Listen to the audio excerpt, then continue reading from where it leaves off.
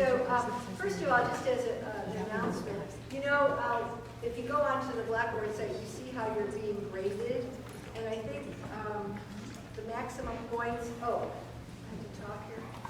The maximum number of points is 60 points, and most of you, God bless you, have your points.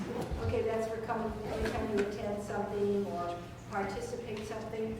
But I have 4 of you that haven't done the scavenger hunt. You can go and see what you're missing. I have 1 of you who missed the first meeting, and if you missed one of the meetings, you have to go archive a video and write a summary on it and send it to us. And then there were about 5 of you that haven't gone to one of those 3 lectures. Okay, you were offered to do one of the 3 lectures. And again, those are archived. You can find them through Taz. I think the links are on the Blackboard site where the workshops are listed. There's a link to the videos that you can watch. Okay. So are there any questions on assignments? So you get points for coming here today. Wow, that's good. And then the only thing left for this course will be to attend our final meeting on the date, but when we're final meeting week 9. And then it'll be here. Yeah, and then we do a final reflection on the whole TA experience. So we're really amazed and pleased with the participation and the quality of the work that's being submitted. I'm very happy. You're doing all really well. So the first part of this, we want to do a little midterm check-in, you know, like how are you doing? And so Val's going to talk to you about the tablet, and maybe we'll talk about some of your questions. Hello everyone. Good to see you. I was excited to do our little brainstorming on this Padlet for a couple reasons.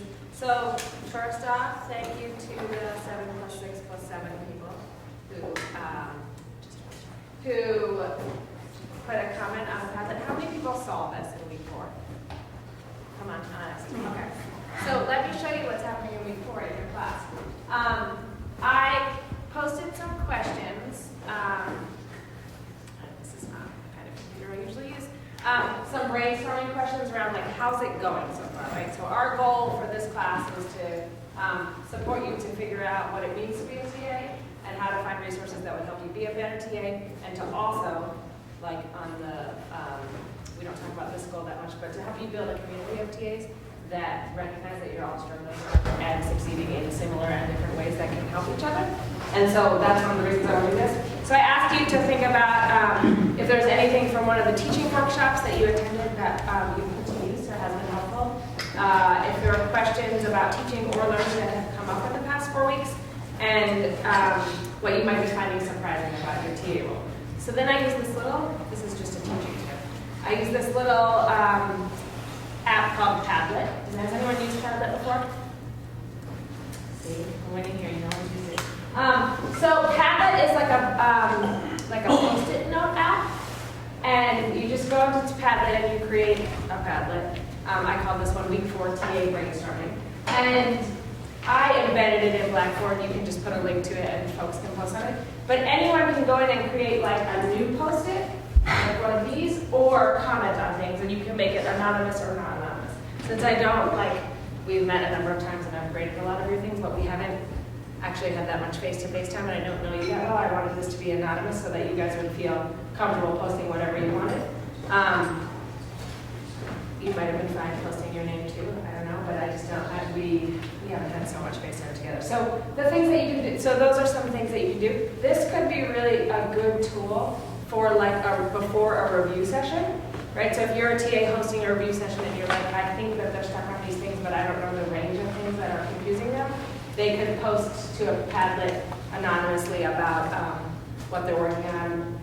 I've used it for sort of mapping out a research project. I've used it for lots of things, but the biggest things I think it's been helpful for are brainstorming questions and creating a space for people to ask questions, almost like Dr. Amon talked about sort of the exit ticket where you just write down a question anonymously and hand it in. This can serve the same purpose, and you have a record of it, and you can just go to the website for it. So that's the tool. You guys also shared some good stuff. How many folks are using rubrics when they grade, if they are grading? Okay, how are you finding that? Anyone want to share? Okay, what's... It's nice to have a predefined rubric so that like it at least gives me something to go by, but the point values are pre-assigned and sometimes they do not make sense compared to like what the number of things per each tab. And then also it's like an applet and ensuring that it's completed is Okay, so using it functionally because you have some questions about like the distribution of points and then making sure it actually works are two. Is that what you're saying? just making sure I catch all of the Right. tabs and don't miss something because if it's like an entire section that hasn't been graded. Yes, okay, great. So, a number of us are changing the same course. Okay. Rubrics are definitely helpful, but something I've found is that within the rubric, it doesn't, what we've been given doesn't actually break down what exactly, for a given thing, that's worth, 5 points for one part of the introduction, exactly what things they should have meant. And so as I've been graded, I needed to figure out, okay, what are the things that really, really need to be brought up for this to be the full amount of points, or half number of points, or somewhere in between. Right. So I don't have it up here, but there are different kinds of rubrics, right? There are rubrics that are like, I'm going to break down this task into point values. And then there are rubrics that also go this way that say 1 point is this, 2 point is this, 3 points is this. And so you might be using sort of the, I call it a point distribution rubric over like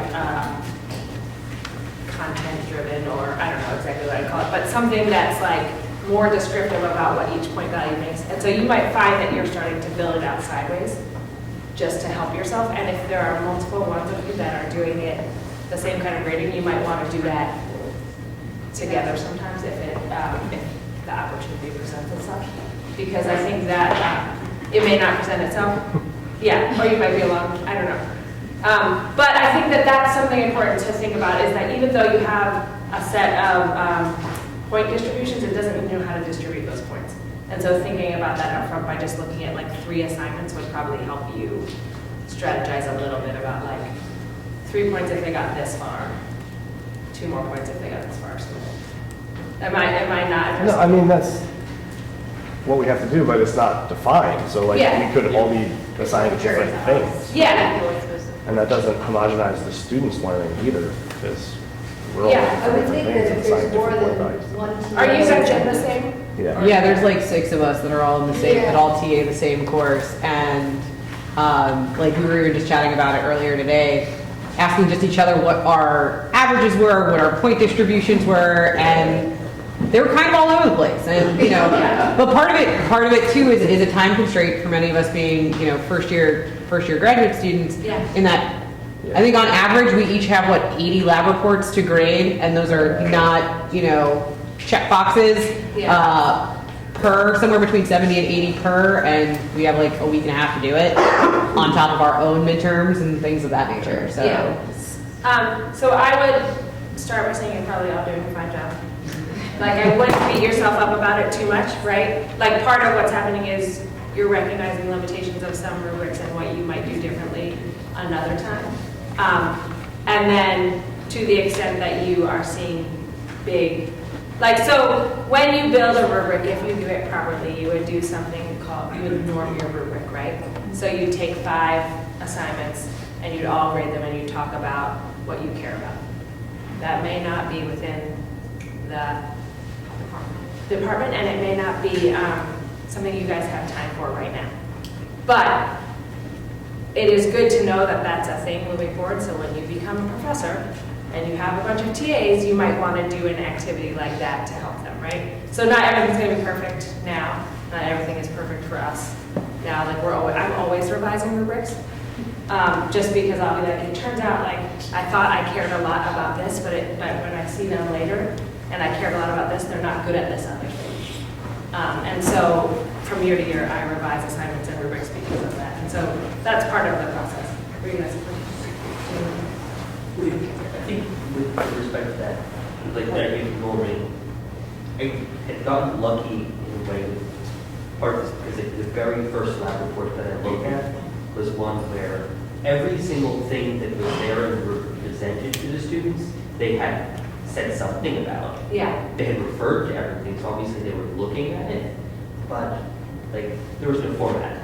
They didn't go into a lot of detail about things that they really should have gone into detail about. And so it was like, okay, the things that, like calculations we did, so that's the bulk points that they had done the data analysis right. So it's still like a reasonable grade.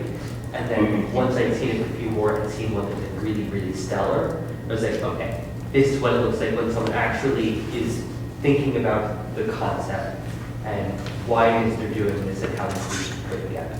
And this is what the full points on these different sections should look like. Yeah, and I think that's like exactly what we're talking about, right? Like the sort of, you know how the points are distributed and then what are the characteristics of getting the full points. And so I think if you do that for yourself with like the first 3 or 4, it will make grading moving forward easier. I think the other thing I read into some of these comments was like, it sometimes feels bad to feel like you might not be being exactly fair, right? Like it sometimes feels bad that you might know that the student tried really hard and they didn't produce what they were supposed to, but it looks like there's that part's hard.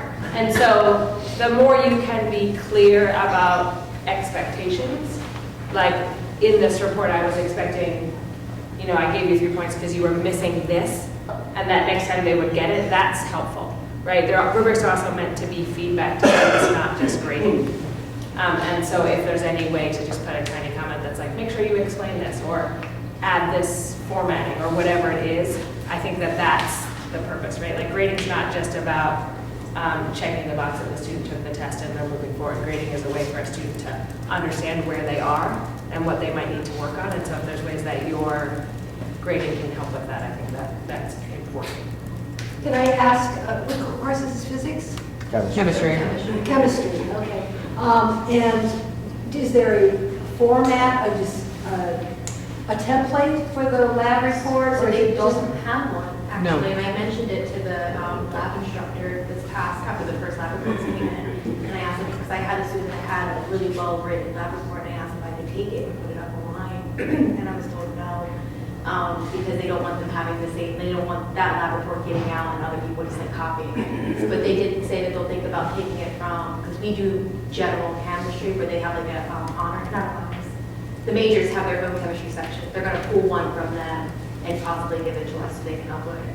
But I know a lot of us, I don't know if you guys did, but a couple of us are able to comment throughout the Turnitin Insight. So we put in a bunch of comments, and I actually sent out a mass email explaining that I know you guys haven't written a lab report before, and like gave them like the general mistakes and like general formatting and stuff like that.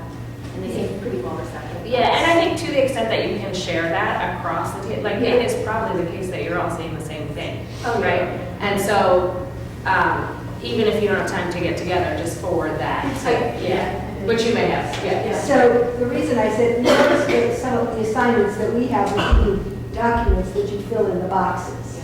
There's a reason for that, because we know it's easier for us to correct that you've answered that question than if you put it in a big paragraph and we're going through this trying to think, oh, did they answer this? And then sometimes they answer it in another order. So what I was thinking is that maybe for the lab report, if you had, like you have the introduction or whatever, you have a background information, you have the data, blah, blah, blah, the conclusions, and then blah, blah, you divide it into sections.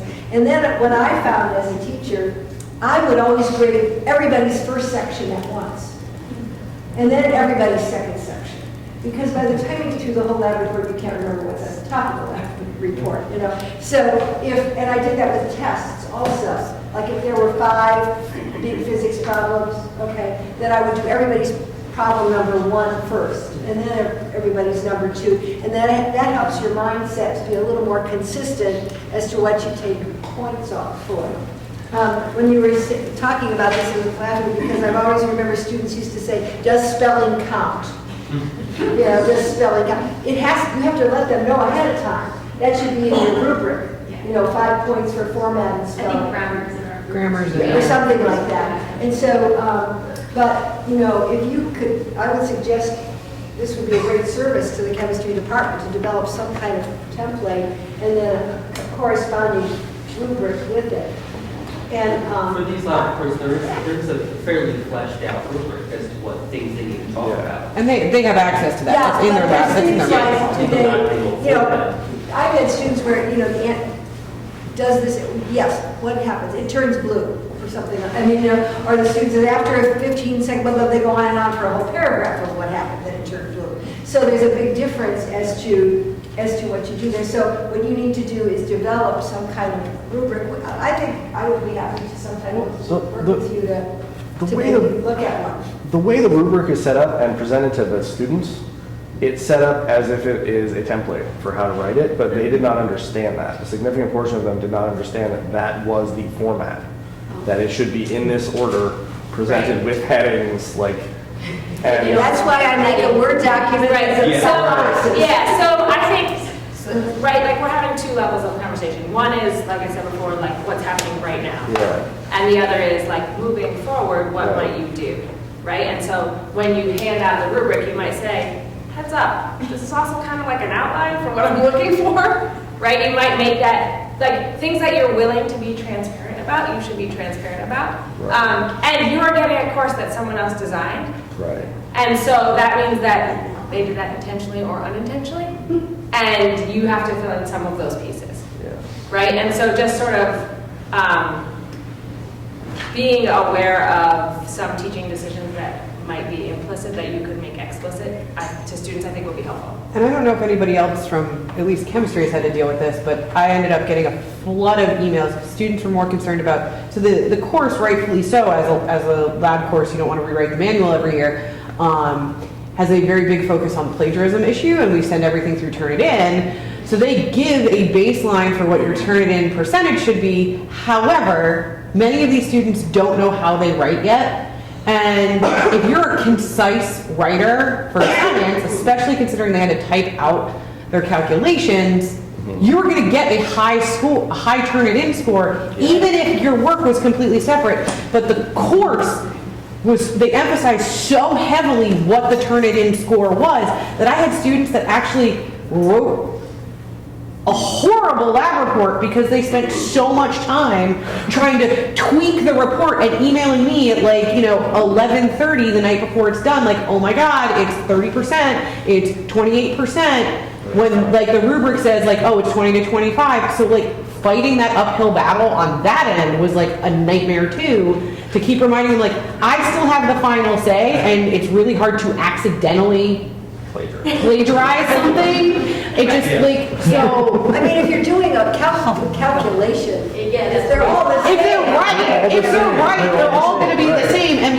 with this lab report, this particular one was also very heavy on the calculations. That if you did it right, your Turnitin score was going to be high. Yeah. 75. Even and if you're So again, that's a byproduct of some other person's teaching decision about something. it was one of those I got really frustrated because I was like, okay, they clearly spent all of this time hammering into them you got to be careful of your Turnitin score, instead of I think just spending the time, because if you write a good lab report, your Turnitin score is going to be fine. Yeah. Well, Yeah. We're sort of concentrating on chemistry, or is anybody other places? Please tell me other people are fighting with these problems too, and it's not just Or are us. you just sitting here thinking, thank God I'm not a chemist? Give me a little book. Because on top of all this, we're dealing with freshmen. Right, so yeah, no, I mean 18 and 19-year-olds are really nervous Nellies. They're terrified of everything. Right, and so there is that piece of it. So there's a piece of work you have to do that's it's gonna be okay. yeah. I mean, I have graduate students like that, none of you, where they say, can you read this, can you read this, I'm just gonna turn it in, I hope I didn't do it wrong, and I'm like, it's probably gonna be fine, but when you get your grade, you're gonna know, and it's the first assignment, so then we're gonna be fine after that if we do this right. And so I think that some of that might go away as you move forward. But again, some of the upfront, you don't want to say, if you do it right, your Turnitin score is going to be high, but you might say, I'm not going to entertain any questions about Turnitin scores, just do your best, and if I have a problem, you'll know. Yeah, because I think essentially the way it was presented to them was effectively if it's above a 25, your TA is not even going to read it, because that was their nervousness. Was right. Oh, you're going to see a 27 and immediately just give it a 0, and I'm going to have to deal with plagiarism issues. So yeah, it's a conversation that I've tried to have with the overall instructors as well, saying I understand that it's a really important point, but I'm fielding unnecessary questions about stuff that, like, I understand the importance of having a decent Turnitin score, but at the same time, like, they don't seem to understand that we're still gonna read it first. Yeah. And, like, we're gonna make an evaluation. Like, we're gonna know that we've read those words. That focus is getting in the way of learning chemistry. It's getting in the way of, like, them becoming a good, like, the point of writing a lab report is learning how to write for science. Yeah. And it's getting in the way of that. Yeah. I just emphasize that, like, you know if you're plagiarizing. Yeah. The emphasis needs to be on do not plagiarize, not what you're, like. What the percent- score is. Yeah. Like, it's really hard to accidentally, egregiously plagiarize. Like, it's one of those, like, There are some people who argue that, but, I mean, not like, you know, students who. Yeah. Is there a way to turn it in, it just puts part of it into the plagiarization? 'Cause Not the way what they- I would be concerned about plagiarizing is their paragraph conclusion, not the, Yeah, and that's, I mean, that's where, like, a lot of it is the way they set up their tables and their calculations. Like I said, like, when that's half the lab report to begin with, if you're doing it right, it's gonna be the same as everybody else who did it right. It's gotten in the way of their writing, it's been frustrating. Okay, thank you. I think that surfaced a rich discussion about rubric use. And those of you not using rubrics should not be scared off. But should embrace the fact that rubrics are useful and often iterative, right? And what it really does is it helps you see what you're communicating with students, right? And what's being emphasized. And so, like, that was not what you wanted emphasized. And that's not what you were emphasizing when you were grading. And so I think that's really important. That happens too when you design an assignment and you get a lot of things back. And like the first one, you're like, they missed the point. And then you read the second one, they missed the point too. And then you're like, everybody, like, I did not, I made a different point than I expected to about what I wanted. And they all did something I didn't expect. And so I think that's a helpful thing to think about in terms of designing assignments and designing rubrics. Like, what's the focus of where are the biggest amount of points and what's the, what are underlying messages that they might be taking away that aren't really what you want. Any other rubric questions from any other departments? Okay. I actually really like talking about rubrics. So the other thing that I pulled out of your comments on my beautiful Padlet was that some of you are finding that it's worthwhile to build relationships with students and to just learn their names, right? So if I knew, I mean, I know all of your names in a list, but it's very hard for me to pick out individual ones of you. And that's bad on my part. But in a lab setting and in a setting with freshmen, it's going to be important for you to at least be able to connect with some of them and have them want to ask you questions. So does anyone want to share something that has worked well? Maybe they didn't get to my Padlet. Anyone want to reflect on anything else? Yeah. Well, this isn't this quarter, but I was grading exams with a rubric last quarter, and it was like a math-based class, and a lot of the rubrics points were like, if they prove that they know this, 2 points, which is a little subjective. Yeah. So I would go through like the first question first. I did it alphabetically the first time, which was a mess. So the second time, I just graded the people who scored the highest on the last exam, so I could see what they did. Yeah. And then I could understand more what people were trying to do. Yes. Yeah. Sometimes you can find the student you know is likely to do what you expected and sort of go from there. Yeah. All right. Anything else? Thank you for engaging in my online teaching tool that I wanted to show off to you. And I'm going to pass this over to Mary Jo. so what I'm going to have you do is, and this is related, and is if you could each just take a cookie and don't eat it yet. It's the marshmallow. Yeah, you can eat it eventually.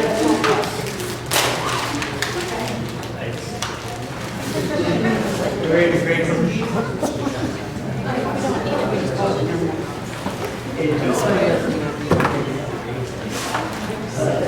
I'm not feeling my mouth well. Okay? Does that help?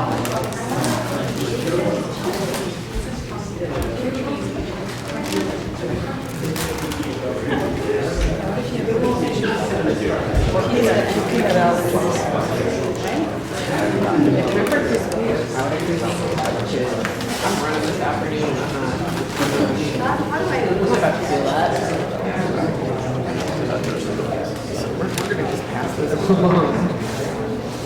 Is this? Yeah, it's muted. Oh, okay, great. Thank you.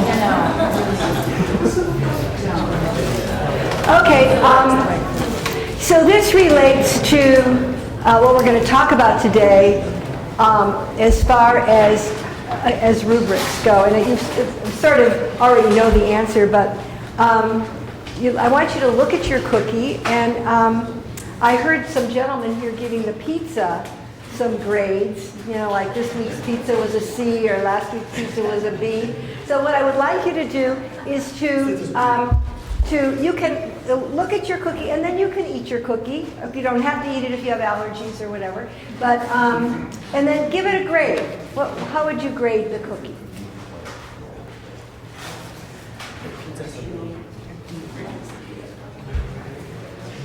See, I was a little bit higher. I'm gonna go with the C one. The chip distribution is the chocolate chip distribution is a little funky. Did everybody get a cookie? Yeah, that distribution is weird. Yeah. All right, how many give these cookies A's? Raise your hand. How many B's? How many C's?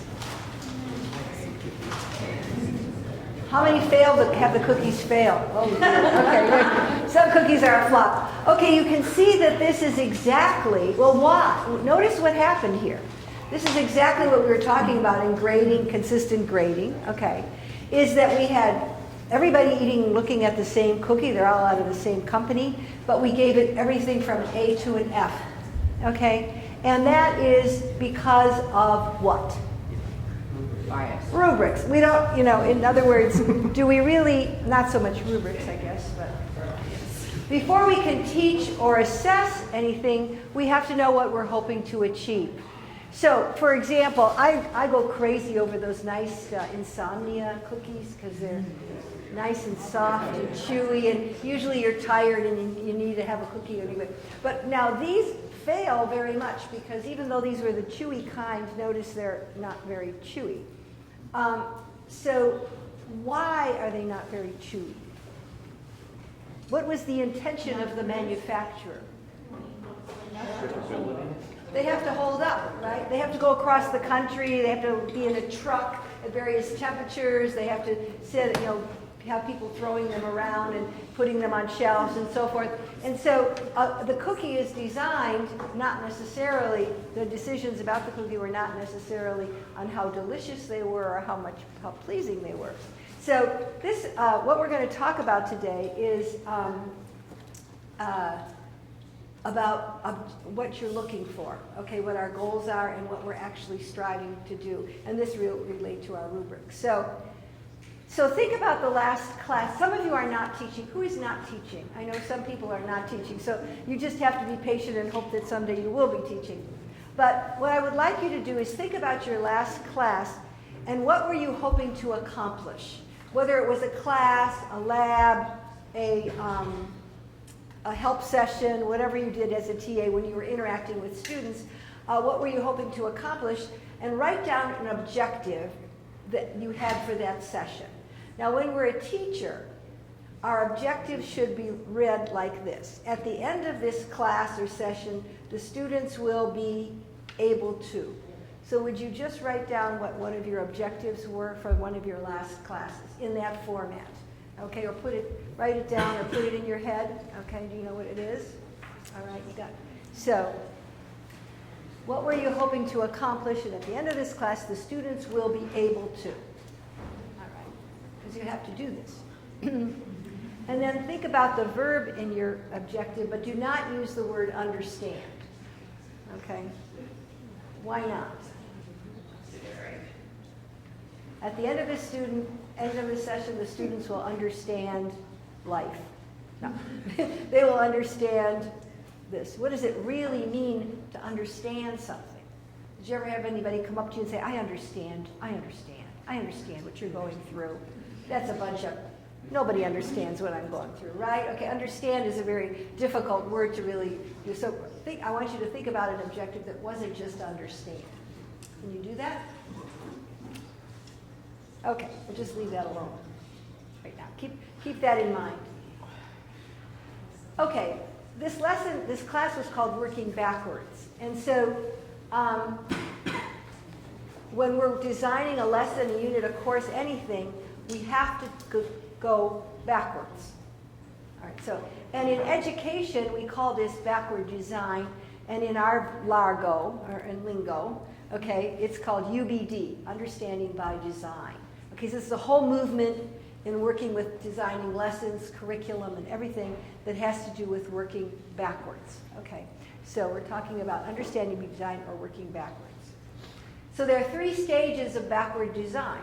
Now, I'm telling you this because you really need to know ahead of time, before you walk in that lab, before you walk into that session, what you're trying to accomplish. Okay? I know in reality this doesn't happen. You just leave your class, you leave your lab, you leave your dorm, and you had a fight with somebody, and then you're running in the room and say, oh God, these kids, I got to do something with them now. Right?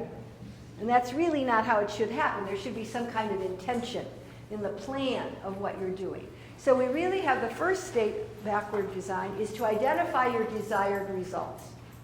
What do I really want to happen after this session?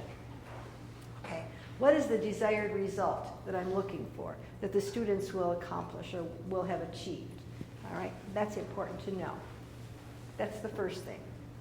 The second thing is determine acceptable evidence. In other words, how will I know they got there? Just because you got up and went through 10 problems with them or got them through a lab without an explosion doesn't mean that they've really accomplished the goals, right? Or that they've learned anything. Okay, it's just that we all survived together. So you really have to have a way of determining acceptable evidence. In many cases, for students, it's the lab report, right? By looking at the lab report, you're trying to use that as evidence, or the problem session, or the quiz, or whatever you give them, as a way of saying, oh good, they achieved what I was hoping to do, I was hoping that they would accomplish by my help, because I'm the helper. Then after you do that, then you plan your learning experiences. So you have to know what I want to do, how I'm going to know I get there, and then what I'm going to do to get there. Okay, how I'm going to know that I got there, and then how do I prepare? I use this example of running a marathon. How many of you have ever run a distance run of any kind? Oh, you're all eggheads, huh? Oh, there's a few of you exercise people, right? Okay, passion. All right,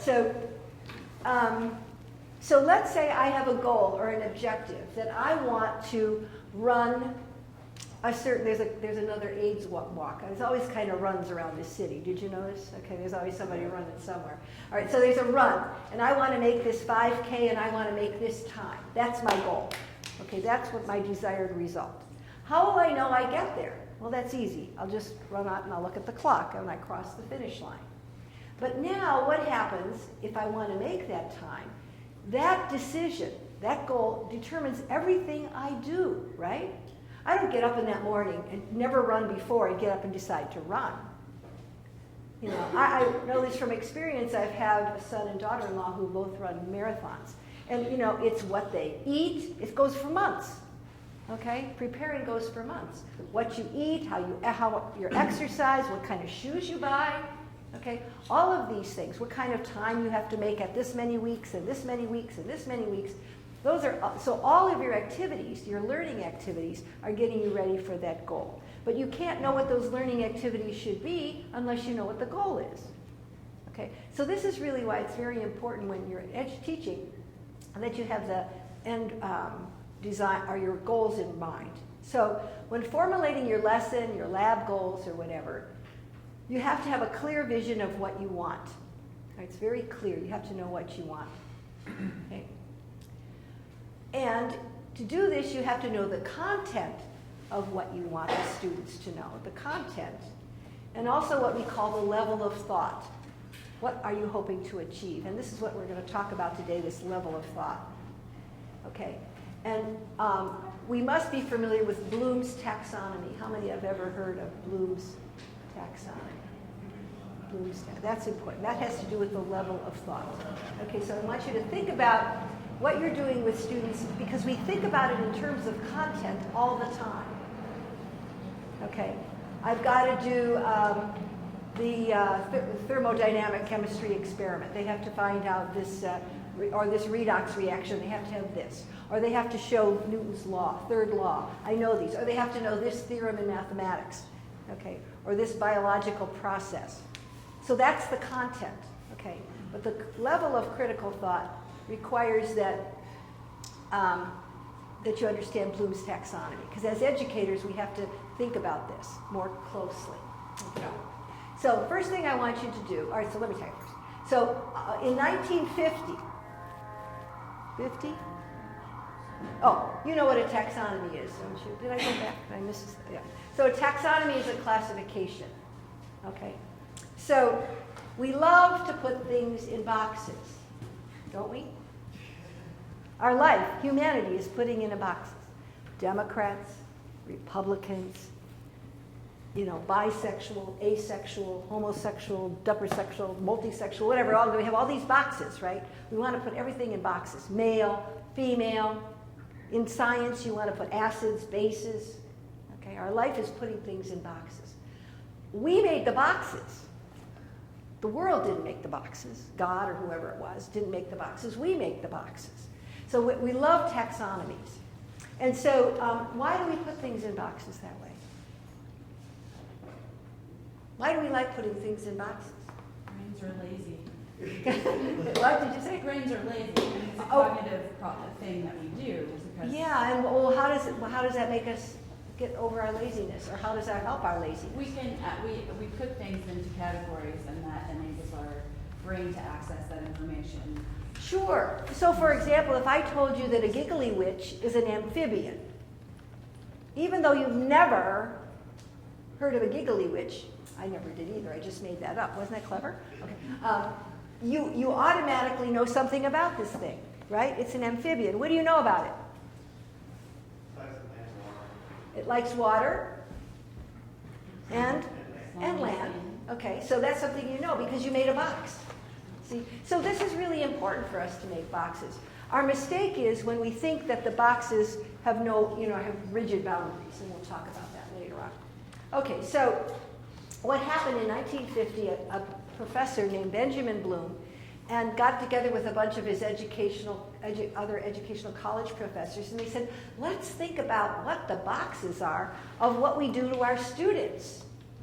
Okay, what are these boxes that we do with our students? How are we changing them?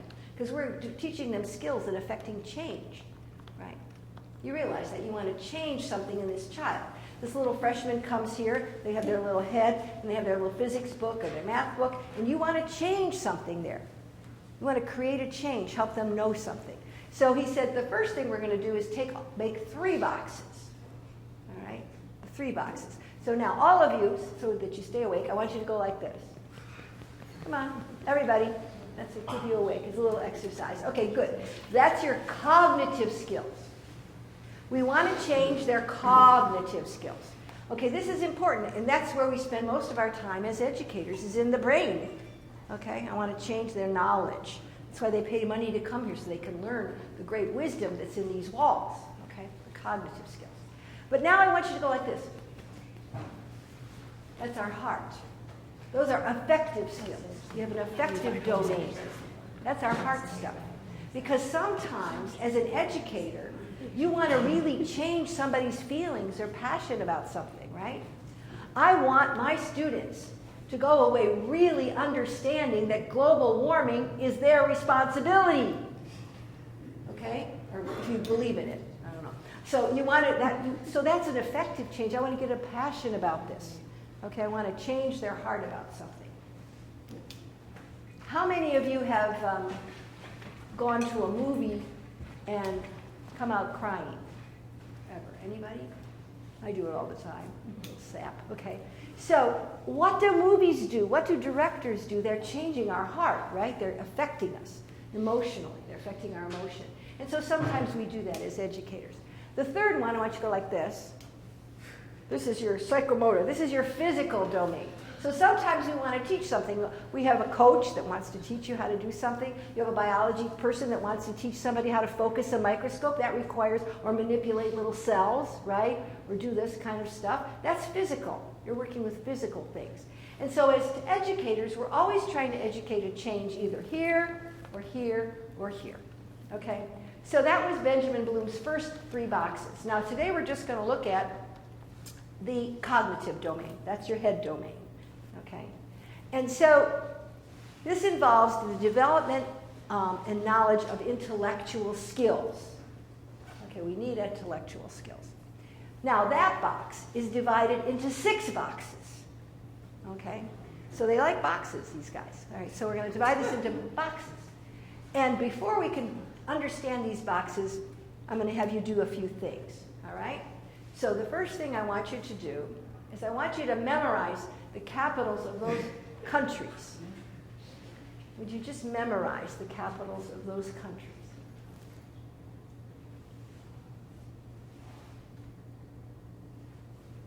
Give you 1 minute.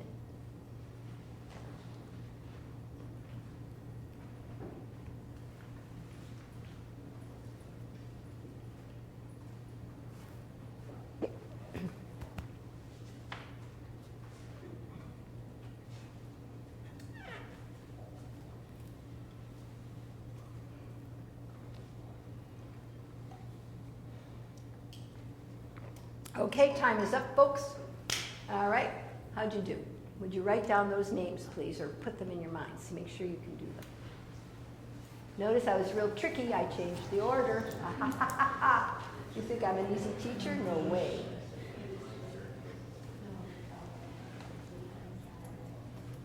All right, I'm going to let you grade yourself on this activity. Got them? You know the capitals? Okay, those are the answers. How many got them all right? Good. Some of you are very good. So how many only got 1 wrong? I guess if you get 1 wrong, you have to get 2 wrong in this one, huh? Okay, so you did pretty well on that. Very good.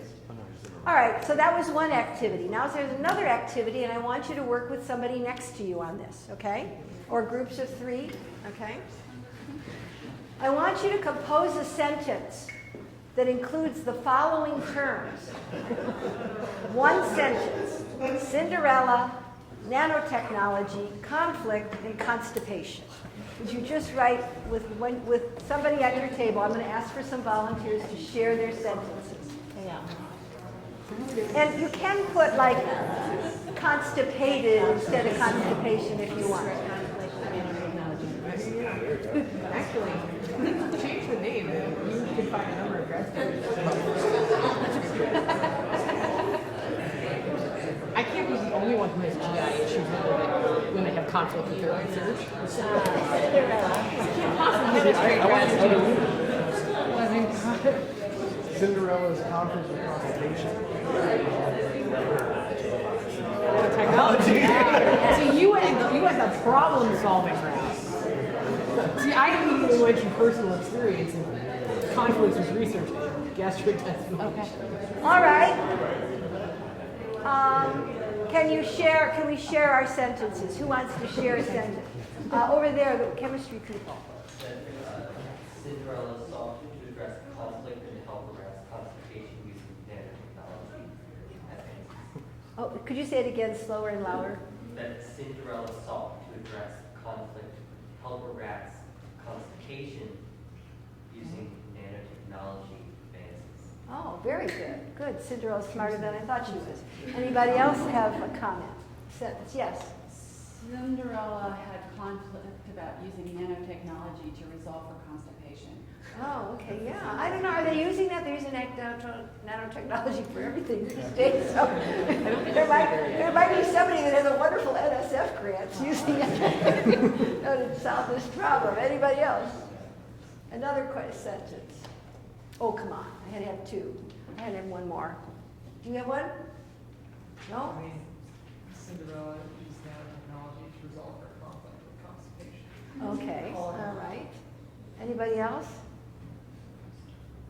Okay, well, you're not as creative as I thought you were, but that's okay. You can still live a happy, fulfilled life. Okay, that was the second activity. Now I'm going to give you a third activity, and this is really hard. Haha. Okay, this is good for you math people. What is the area of a triangle with a base of 40 centimeters and a height of 30 centimeters? And what is the length of the hypotenuse of this triangle?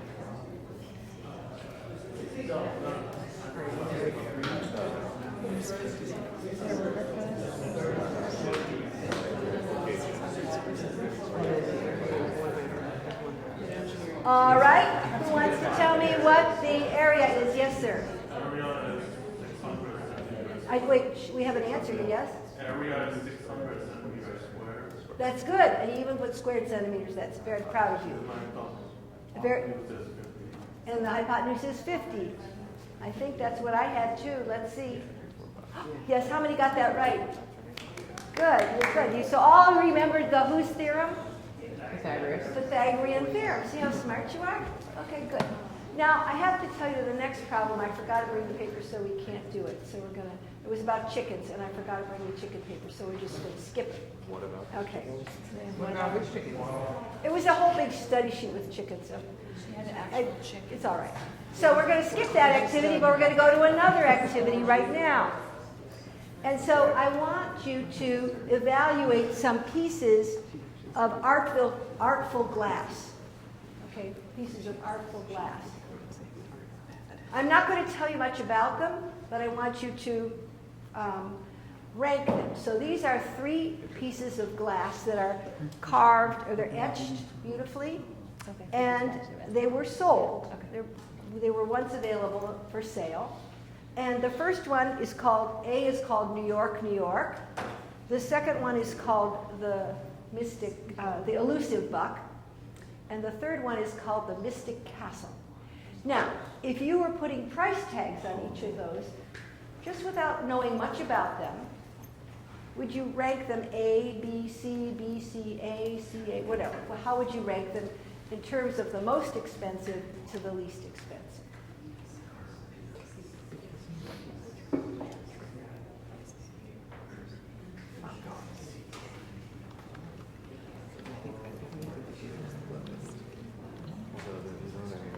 I know it's hard to see them, but okay? Everybody got an idea how much they cost or what they're worth? Okay, first of all, to give you some background, these are designs by a company by Steuben Glass. So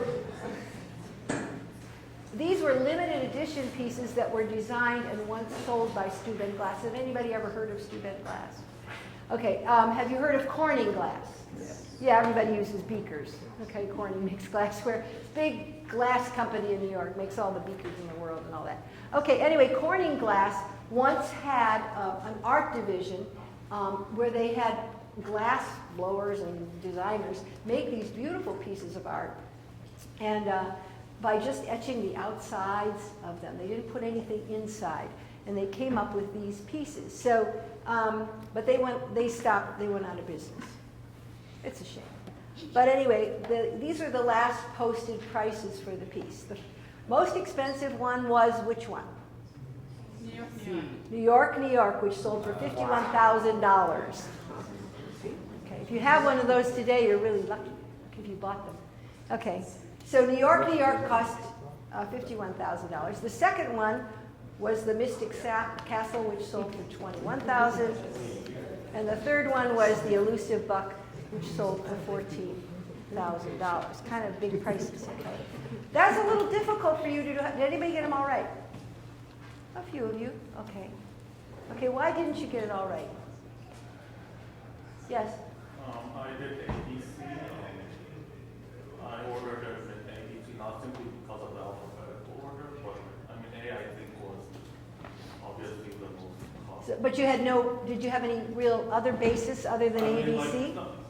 So ABC was because A seemed to, I did it like based on how intricate the designs were, and A obviously was most realistic, so that's. Okay, how interesting, okay. No, intricate.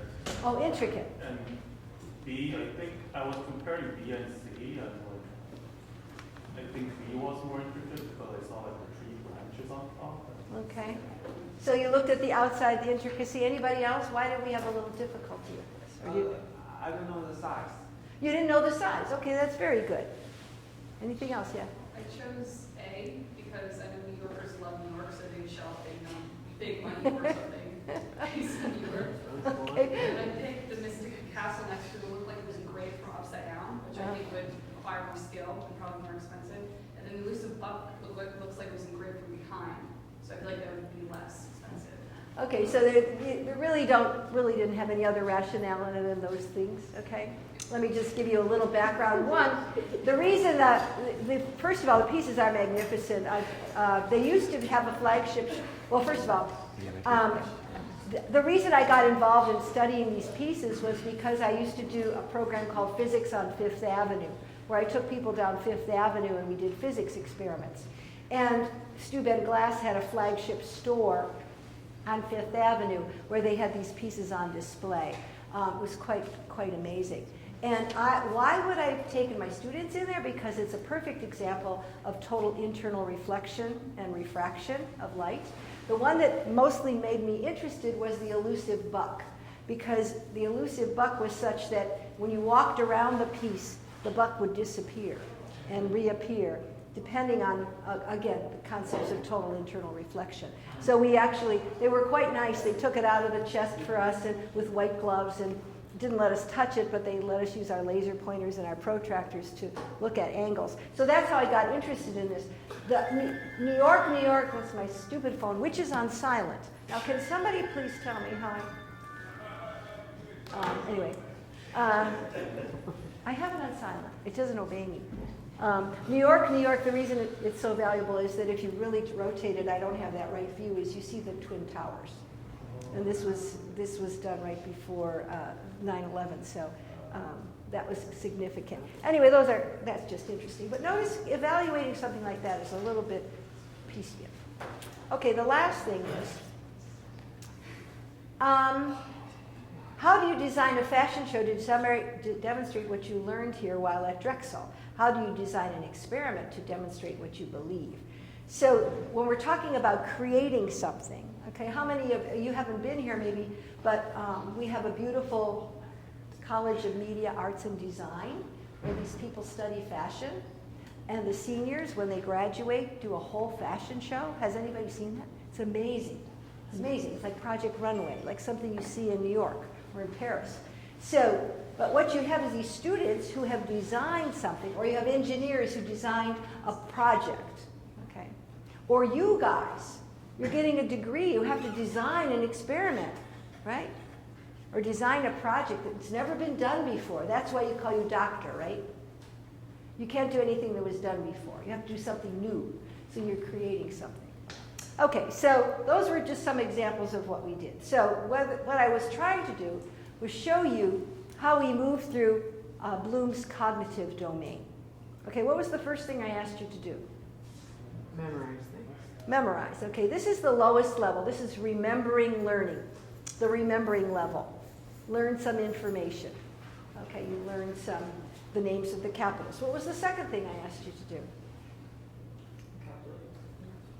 Not calculate yet. It was about that lady. I was about the Cinderella, right? She was constipated. Was that a good constipation imitation? Anyway, so that's the next level, which is the understanding level, where you have to comprehend the information. Now, I don't know about you, but when I was a little girl in school, the first thing we did was we learned to spell our words, right? And then what was the next thing the teacher asked you to do? Make sentences. Put them in a sentence. Write a paragraph using all these words. That's more difficult than just memorizing the word, because you have to understand what the word means. Okay, so I had to know what constipation was, not just spell it. All right, so it takes a little bit more cognitive level. The next one was applying. That was using the Pythagorean theorem. As we're moving up, we're getting to harder and harder levels of skills. Okay, and that's what you have to understand as a teacher, is that you have different levels. Not only are you teaching the Pythagorean theorem, but you're teaching different levels. If I said to you Pythagorean theorem and I could teach my 7-year-old grandson, who's a genius, but anyway, I could teach him a squared plus b squared equals c squared, he wouldn't have any idea what I'm talking about, but he could say it, right? So he has the knowledge level, but he has no idea of how that's applied. This is where we spend a lot of time in our math classes in our physics classes, in our chemistry classes. Do these problems in the class, you work with them, and then you do all the even ones for homework, right? Do the odd ones here, do the even ones, or vice versa. So you're constantly taking a new word problem and applying something to calculate. So that's a little higher level. Analyzing problem. This is breaking down information into components, parts. And as I didn't have the chickens, so I can't talk to you more in detail about that. But to take something and analyze it is a little bit more difficult. Okay, I have, you're doing an experiment, and something goes wrong. It was supposed to do this, and it did that. Uh-oh. Have the students analyze what went wrong. That takes a lot, right? It takes a lot of what actually went wrong. How do we analyze this piece, find out what's going on? Then we talked about evaluating the artwork, and that's the judging level. And you have to be pretty smart to be able to judge something. Okay. How many of you watch the Olympics? How many have heard of Simone Biles? Somebody who never heard of Simone Biles? Oh my gosh. You know who she is, yeah? Who is she?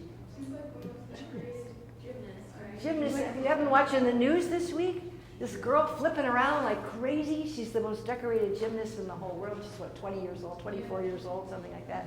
Okay, anyway, if you've ever watched the Olympics, like the gymnastic events or the ice skating, how many of you watch ice skating?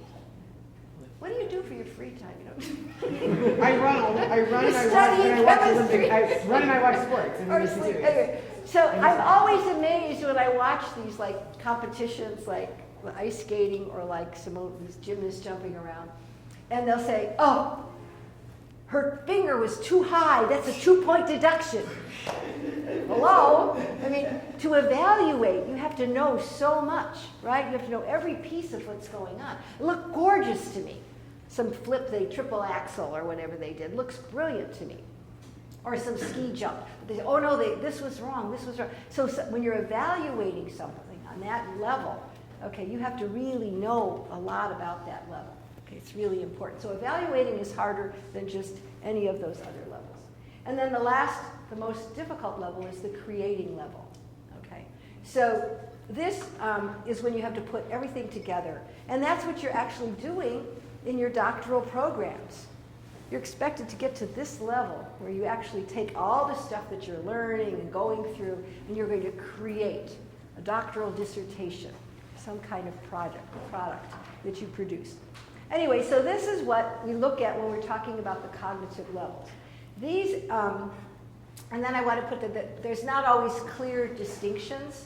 Okay, so sometimes you can have something that's creative and evaluating at the same time, but these, again, trying to put things in boxes. In education, these 3 levels, analyzing, evaluating, and creating are called the higher order thinking skills. Has everybody heard of the HOTS? Ever heard about that? You got to develop in your students, we're getting this all the time, you got to develop in your students higher order thinking skills. HOTS, higher order thinking skills, get it? Okay, HOTS. So, because these are, the other levels are considered your lower level thinking skills. Right? So that they are, because you can teach a lot of students rote, back and forth, okay? And yet you have to actually try to get them to be able to analyze, evaluate, to synthesize, to create things. So this is what we're doing when we're teaching. It turns out, when we go back to those objectives that we had, that there's certain verbs that are associated with each of these. So for example, remembering, you might say, remember I told you at the end of this lesson, at the end of this session, the students will be able to define X, Y, Z. That objective is very low level as an educator. Okay. Right. The next level, understanding level, students will be able to classify, explain, predict. Okay. So that if you're using those verbs in your objectives, you're asking them to do something a little higher. For your applying level, students will be able to compute, demonstrate, produce, report. These are not the only verbs. Okay, there's lots of verbs. I'm just giving you some idea of how the verb that you use when you have in your mind what is the change, the cognitive change that I'm trying to affect in my student? I have a verb in mind, and that verb tells me where I want to go with that. Okay. And what we don't want to do, what your job is you don't want to just stay on those lower levels. Okay. So if all you're doing is taking a problem set and having them apply the same theorem or the same law back and forth 100 times, you're on a good level, you're on the third level, but you haven't challenged them. Okay, you haven't forced them to create some other levels. Evaluating level, they have to appraise, evaluate, critique, interpret, and then creating level to formulate, integrate, model, organize. So you see that all of these things move up on the level. Okay, I'm not going to do this right now. So Bloom's taxonomy, okay, if you Google it, you'll see all kinds of triangles like this. I want to say too, I didn't put the link in here, but there's also a new set of verbs and levels related to technology. Okay? Because there's a whole new world out there now, right? If somebody is coding something, if somebody is doing this, where are they academically? Where is that level? So there's a whole new technology level of Bloom's taxonomy, but I wanted you just to be aware of those. Okay. There's also goals for affecting the affective and the psychomotor domains, which the heart and the muscle, but we're not going to talk about those. You can, again, Google them, various sites. All right, so let's just continue this a little bit. Are there any questions so far? Okay, you got the idea. Yes, did you have a question? Yeah, I have a question about what you said about the,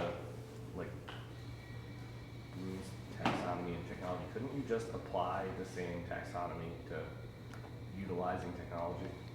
Yes, you can, but there's just a whole new set of verbs that are available now, or terms and using technology. The whole point is that how can I use technology? If I'm having a student write a program, right, what level am I challenging them to? That's much better than.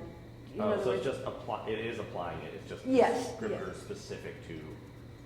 Right, and it could be, and they could be creating the difference between applying something that's already written, or actually making their own code, or designing their own program. That's creating on that level is different than just following something simple. So the whole, again, we don't have time here to do all this, and I've not really explored it in that much detail. But there is this whole level now of looking at because this is all about what are we trying to do. Our goals, as I said, if I want to make that marathon, that's going to determine what happens in my life. If I want my students to be up here, I got to get them ready for it. And this is what's going to determine how I teach them, what I do in the lab. Okay. So I have a question about that as well, actually. Mm-hmm. So you can prepare, but once things change, once you're there, sometimes the students are not comprehending the way you expected them to, or the way you wrote your curriculum. Are we going to discuss Yeah, this is true. Right. Right, so there's like an on-the-fly kind of adaptation of that. You mean as far as my objectives go? Mm-hmm. I have a certain objective. As we were talking about, when Val was talking about rubrics, I have a certain expectation. That's the top of my rubric. Okay. Not everybody's going to go there. But it's my job to evaluate where they are and either move them up or find out why they're not where they are. And I could do that by the questions I ask them. Okay? Yes. So are you asking about having sort of a lesson plan and then deviating from it?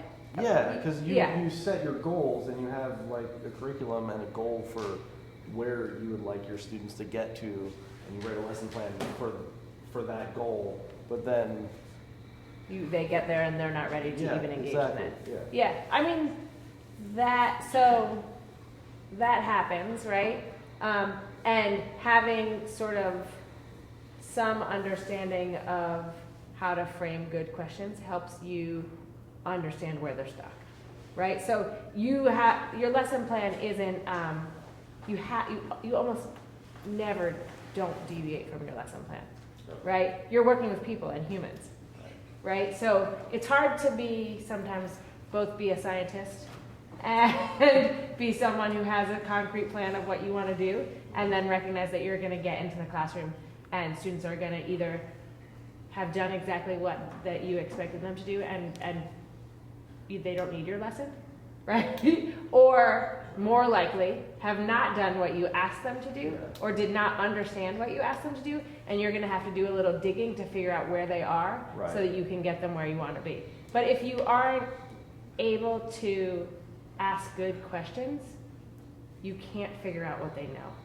So I guess what I'm getting at is, you're talking about preparing yourself, and you set a goal for yourself, and you develop a plan based on what you expect to get across. And what I'm finding is, I had that Are you talking about personally or in your class? in my class. Oh, okay. I have a goal. I know what I would like them to learn. I have a method of getting them there, and then I judge where they're at throughout the lesson based on the questions I'm asking, and I have to modify my lesson so that I can reinforce the things they are not understanding. And sometimes that fundamentally changes my goal in the middle. Well, your goal might have been to, in other words, sometimes when I have my goal for the marathon, I don't get to the finish line. Right. And, I don't make it. And so I've got to readjust. I got to reset my time. I got to reanalyze what's wrong. As a teacher, it's a two-way thing. What I can't stand is when I hear a professor say, I taught this and they didn't learn it. Well, then you didn't teach it. It's teaching and learning are the same thing. They're just two sides of the hand. And the problem is it's not like this thing where I can open up their head and pour in the information and close the top and say, okay, now you go. We're human beings who come with all kinds of conceptions and things. And so this is what's so exciting about teaching, is that you're always going back and forth. And I've been teaching for 50 years, and there's, every day you change your lesson. You change your lesson. Because it's like, oh, I didn't, but what you have to have is to have a far goal. If everybody makes your goal, you didn't set the goal high enough. Right. If everybody gets a gold medal, something's wrong. I had a teacher once who said, if a student gets 100% on your test, the test wasn't hard enough. Yeah. That's scary, wasn't it? I mean, I don't necessarily believe that. But if everybody got 100, then your test was a no-brainer. Well, you didn't learn anything about what the students need, right? So part of an assessment is to figure out what students need. Right. And so if you design an assessment where you find out they don't need anything, then you probably didn't ask questions that would help you learn what they need to learn, right? Which doesn't mean that they should all get 50s, but you want some space for them, for you to figure out what they need to learn and how to help them. So sometimes it's the questions we ask, as Val said. This next part, the acceptable evidence. What are the questions that I'm asking? Am I really, so a teacher has to know before he or she starts how you will assess, or what kind of questions they will be able to answer. All right? So this is very simple, but let's just take it down to, I can ask the students, what is a scientific law? What is a scientific theory? Those are two questions. Okay? Most of the students will have memorized answers for that, right? That's a good question. Those are the questions. So if my question is, define a scientific law, define a scientific theory, they just memorize that. But if my question is, can a theory ever become a law? Right. Now they really have to think about, wait a minute, can it? Can a theory ever become a law? How does it get there? And how does it get there? What can it? So in other words, that question, so by the questions you're asking them, you're just challenging them to think a little bit deeper. Okay? So I think I have an example here. Let me see if this is, so it's not easy to design good questions, okay? And a variety of assessments should be used. Both the content and the level of thought So notice those two questions about the thought, the law, and the theory were two different levels. One was just asking, do they know the definition, the operational definition? One was moving it a little higher. Do they really understand how these two are different, are related to each other? Okay, so got to work it that way.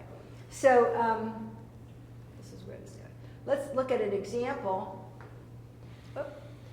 Okay, so again, I apologize to the biologists, but for example, I could say label the mitochondria in the cell. Anybody can do that, right? Well, anybody that studied the mitochondria, okay.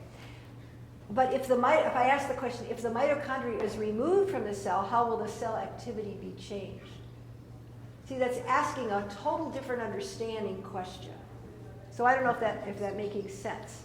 You've got to answer your questions. So just because they all did the problem, okay, in the textbook and they got the answer, some are just lucky, you know, then that doesn't necessarily mean they really understand something. So the challenge then is to find questions that they really understand. And there are examples of different assessment levels and questions. Now, Okay. how do you encourage students that are afraid to get an incorrect answer to think analytically? That's a perfect question, because you know what happens is when you're teaching these kids, they all were the best in their class, right?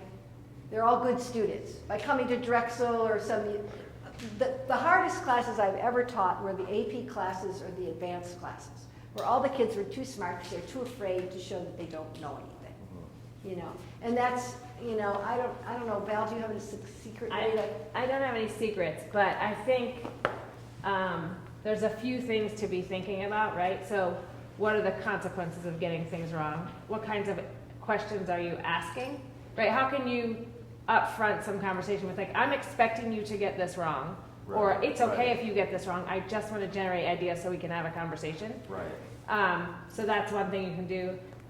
There's also, like, if you're doing something about a representation or an image, you can just say, what do you notice about this, right? You can ask questions that don't have a right answer. Or you can, Interesting. Okay. so like in math, sometimes we will have a word problem and just knock the question off at the end. Like, don't show the students the question and say, tell me what you notice about what's happening in this scenario. Okay. So you can sort of change the end game. Right. And then the other thing is, you're just gonna have to ask them to be brave.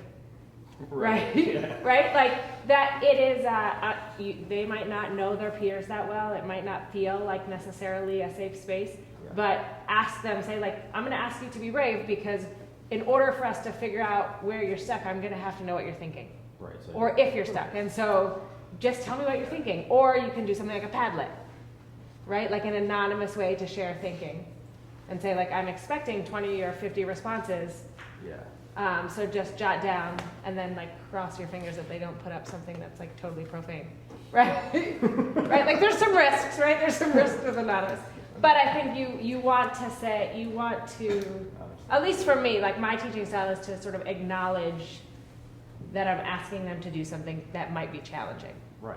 And challenging in a way that, like, they might not be used to being challenged in class. Like, I know you usually got the right answers. If I ask you a question and you tell me the right answer, neither of us have learned anything. Right? So I want to be asking you hard questions so we can learn, because learning happens when you make mistakes. Right. So something like that. Yeah, I reinforce that thought that, you know, questioning is how we learn. And Yeah. But my problem is I'm asking them to think analytically about things they have not learned. Yeah. To apply the concepts to something they don't know about. And then the other piece is to, like, have them in smaller groups, right? Don't make it one-on-one. To say, Okay. sit with the two people next to you and jot down a couple ideas. I'm going to call on, you know, if they're doing that, you can walk around and say, is it okay if I call on you? Okay. Right? Like, you can do a little work Yeah. to make it seem like you just call on them, but they know you're calling on them, and it feels safer and less scary. So, like, that's a really good question, and I want to make sure everyone hears it. When I call on you, will you ask that question? Right. Right? Like, you can sort of engineer the situation a little. Okay. I don't know if that's doable in your space or not. Yeah, I've been sort of trying to do that. So Yeah. I make sure I haven't been asking them. Just I would ask them and compliment them, Okay. right? Say, that's a really great question, and I want to make sure everyone hears that question, Yeah. right? Because then they're they feel like what you're valuing is questions, Right, not answers. right. So, and I think as you can, when they ask a question and you can't answer it, right, say, well, I didn't think about it that way. Let's think about it together. Yeah. As I said, I taught so many years and I thought I knew everything about physics. And sometimes a student will ask me a question and I think, oh my God, I never thought about it that way. You know, they relate something for you because there's no way you could have thought about and know all the answers to everything. This group is kind of quiet. Do you have any comments on what we're talking about, or are you just zoning out here? What are your experiences? Are you teaching anything or working with groups?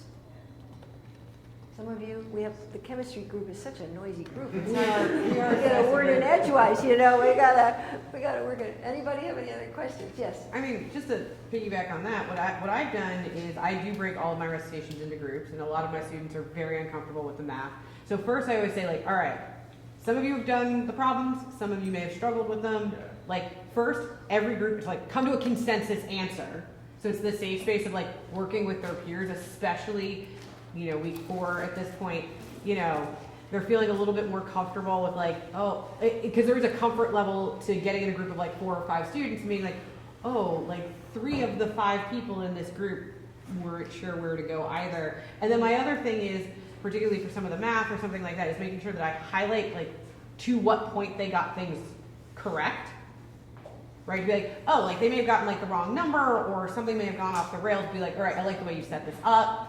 And here's where like the issue is, and being sure that it's not, you know, especially because it's the group then, and it's not that whole like blaming somebody. The thing is, you actually, Right, like I don't want them to feel when do you really know you know something? When you can teach it to somebody else. When you can teach it to somebody else. And so I think if you have small groups where some of the students are teaching each other, you know, you got this answer right, you take this group and you teach them how you got that answer. And sometimes they'll find out that they didn't really get the right answer, or that, you know, they well, did we had one problem like week 2, and I think it just broke out that there were like 1 or 2 people in each individual group that had actually even been able to like tackle the problem. I said, okay, the way you're going to start with this is, before I talk about it, and I'm going to work through it on the board, is like anybody who was able to even get a start, talk to your team about how you got there. Like, so to empower them. So I think there's also, so I have something out here on essential questions. In other words, that we want to try to keep asking. Remember, we want to focus on those higher order thinking skills. It's not just a matter, especially nowadays when kids can Google any answer they want, okay? So the memorizing stuff, you know, is not so necessarily critical anymore, but they need to know how to use that information and synthesize it and put it together. So in education, we talk a lot about essential questions, which are questions that stimulate ongoing thinking and inquiry. They challenge them to think about something that they might have known. That every question should raise further questions. Okay? Every question should raise another question. Your doctoral dissertation should raise a bunch of questions for the next group of doctoral students. This is how life works. Okay? So you've come here and you've answered this question, but now we have another question. Okay, there's more questions. And if it doesn't stimulate any other questions, it's not really worth that much. It should spark discussion and bring new ideas. So we talk about essential questions. Another thing that we talk about in education are misconceptions or preconceptions. How many of you have addressed any of those in your class? So let's just talk about misconceptions, all right, or preconceptions. We assume that when I say something, you all are thinking the same thing, right? You all have the same concept. I'm going to have you an example. Let's just do a little survey, see where our concepts are. Okay, where should I put the moon? Did I ask you this already? No. I never asked you this question. So I asked this question to a lot of people. I didn't want to repeat it. Okay, so here's the Earth. You see my Earth? Okay, here's my Earth. And this little dime represents the moon. It turns out that that's just about the right diameter. Okay. Now, all of you, how many of you studied earth science? Or some kind of science in life? Okay, great, good. I'm proud of you. Okay, so I'm going to give you a choice, A, B, or C. So if this is the Earth, where should I put the moon? Here? This is A. Okay, this is where I'm putting A. Or should I put it here? B? Or should I put it here? C? So this is a question about space. All right. So should I put the moon about here, B, or here, C? How many think A? How many think B? How many think C? Some of you aren't thinking. Okay? There's no Well, no, this is pretty much of a ratio. I mean, it's the right ratio. So space-wise, you should be able to see this, or get some idea. Did you get the picture here, folks? A, B, C? Relatively speaking, what is the right answer? A, I hear B, I hear C. The correct answer is C. The correct answer is C. The moon is really that far away from the Earth. Most people think it's here, because that's how we see it onto that misconception. And so if you have students who don't really understand some fundamental thing, so when you were talking about how the students were, nobody could even get a start on the problem, there's some very deep-seated misconception there. If they can't, there's some really big hole that they can't even hang to start the problem. Problem is in that case, it was a whole outside of chemistry. Oh. It was a math issue. Okay, a math issue. So okay. when we're crossing it, like, that's one of the big challenges, I don't know about my other chemistry comrades, that we run into is the problem is that there's misconceptions outside of the realm of what, we're technically supposed to be covering. So then we drift into the land of, do we spend half of a chemistry recitation doing algebra review? Well, sometimes you have to. Val is the math person here. She's spent her life studying how people learn math. So her life isn't as long as mine, so she might not. It's a decision point of, is there like a Khan Academy video you could give them, right? That might help them understand that would then, you could still talk about the chemistry? Or can you not talk about the chemistry because they don't get the math? And there's too many that don't. When I Right, talk, so both.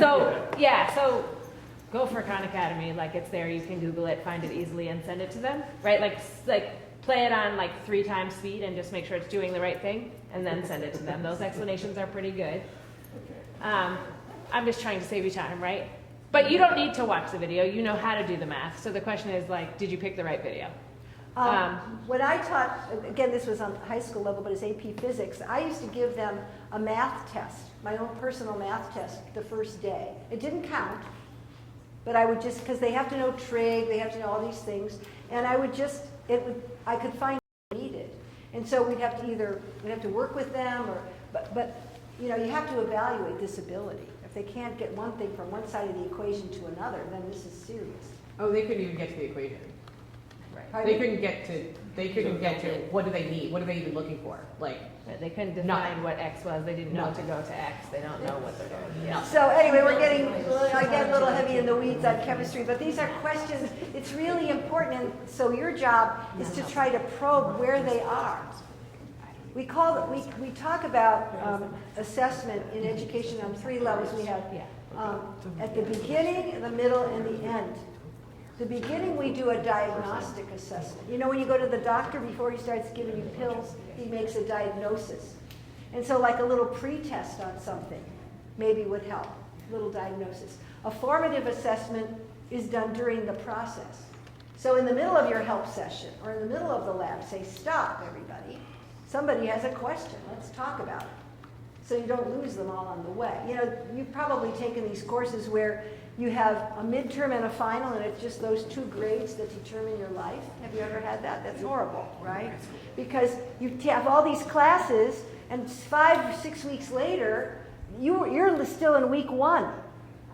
And the teacher keeps going, and you expect this person, there's no way they can catch up. You've got to make sure that the flock is still with you. So you should do little formative assessments. That's what we're talking about, was somebody talking about exit tickets for them or something? And the first day we talked about sort of that like index card, you give out a blank Oh, yeah. index card and they can ask any question they have at the end of class and you just collect them so you know where they are. Right. So anyway, Muddiest point. Muddiest point. Thank you. did I ask you this one? About the ice cubes? No. This is a nice question too, because like physics people, so are chemistry people too. So I like this question. So you're putting ice cubes in your drink. This is a really good question if you have friends that are not scientists and it's in the evening and you're at a bar and the conversation is dying. You just sort of bring up this question and then they think you're really smart, okay? So the question is, you have ice cubes in your drink. Do the ice cubes cool the drink or does the drink warm the ice cubes? So, which is true? I asked this, so think about this. Do the ice cubes cool the drink or does the drink warm the ice cubes? Where's my physics people? They should all have their hands up. So what's the answer? Yes, sir. Well, I mean, from an energy perspective, the ice cubes gain exactly the same amount of energy as the drink loses, but temperature-wise, it's not going to, they don't necessarily gain the same amount of degrees. Oh, well, that's an interesting, you didn't say anything that wasn't true. But you didn't really answer my question. They both happen. Cooling isn't a thing. Yes, say that loud. You can only transfer heat. Second law of thermodynamics. This is so you just taught the second law of thermodynamics and they're sitting there. Ask them this question. Did they get it? Probably not. There is no such thing as cold. There is only heat. Heat can only move in one direction. Okay? And so this is a nice little question. It's very harmless, but it also, notice what it did. It probes, do they really understand? They might have passed the test on second law of thermodynamics, and they never really knew what was going on. Okay? But even if you don't teach physics or that, you could use this question tonight when you're drinking. And your friends. Well, those ice cubes are surrounded by alcohol. It gets better. I was going to say. So I had, this is a personal story. So I had this question, I've asked this question so many years, and my daughter, who's now grown up and has children of her own, blah, blah, blah, she, when she was in college, so before she was in college, she had heard me talk about this because I taught science and she used to listen in. But she called me one night in the middle of the night. She was at Chapel Hill, that's where she went to school. And she obviously had a little bit too much to drink. And it was late, and she goes, Mom, could you tell me, what's that ice cube thing? What's that answer to the ice cube problem? So I knew she was somewhere asking somebody about that ice cube problem. Anyway, it's a good question. I don't want to encourage drinking, though. I don't want to go on record. Here's the one I said before. What is the difference between a scientific theory and law? Can a theory ever become a law? That's a deeper question. Okay, asking questions reveals what you think is important. Okay? It's really important that you ask good questions. And I'm pretty much finished with what I want to say. But if we recap what we're trying to say is that, or what the point of this whole lesson was, this class, is that it's your job to take students and change them, help them develop skills, cognitive, affective, psychomotor skills. And these skills must be at a higher level. That's why they come to an institute of higher education. Okay, because we want to get them to higher level thinking. So if your classes, so your goals have to be to get them there. If your goal isn't to get them there, they're never going to get there. If you have the finish line is too low, you've wasted all their time. So you need this high goal. Then you have to know the questions to ask to know if they got there. Do they really get this? They really get it. And then you can start asking your questions. And in your case, it might depend breaking it down. You know, I'm here. I thought I got him here. Uh-oh, go back. 2 steps. 2 steps forward, 1 step back. That's what education is. It's got to be a dynamic, back and forth, back and forth. And they don't get it the first time. You didn't get it the first time. Okay? Just because you took it in class that day doesn't mean they got it. Okay? It takes many iterations of things. It wasn't until I taught the second law of thermodynamics that it really got it. Okay. Anyway, that's all I have to say. Val, do you want to close up with any remarks? I hope this was a little bit helpful or made you think about what you're doing. No, I think we're in pretty good shape. We meet in week 9. We will remind you of anything before then. There's as Nicola said, a reflective assignment that we'll do to sum up your teaching. Any other questions? Yeah. Sorry, the reflecting assignment, is that posted on Blackboard? Yeah, it will be. Yeah, it will be. It's a document, it's a template where you just have to ask a few prompt questions. And you do the reflective. Because reflective, that's what you should always be. A good teacher is a reflective practitioner. You don't just teach a lesson and then go home and go to bed. You sit back and think, oh, what went wrong, what went well today? And then we try to make it better. Yeah. If anything comes up that you want resources for or have questions about, we're here. Feel free to be in touch. Thank you guys.